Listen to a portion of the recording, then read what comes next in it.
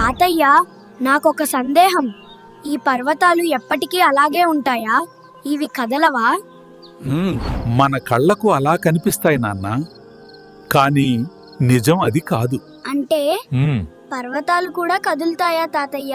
1400 సంవత్సరాల క్రితమే ఖురాన్లో అల్లాహ్ ఇలా చెప్పాడు, నీవు పర్వతాలను చూస్తూ అవి స్థిరంగా ఉన్నాయని అనుకుంటావు, కానీ అవి మేఘాల్లా కదులుతుంటాయి. అదే అద్భుతం. ఆ రోజుల్లో ఎవరికీ టెక్నాలజీ లేదు, శాస్త్రం లేదు. అందరూ పర్వతాలు శాశ్వతం అనుకున్నారు.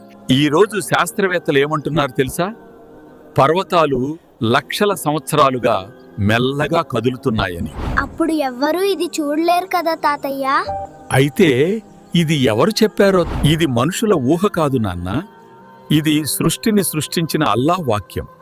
మన కళ్లకు కనిపించని నిజాలను మన హృదయాలకు ముందే తెలియజేసిన దైవ గ్రంథం ఖురాన్ చెప్పిన సత్యం ఇది.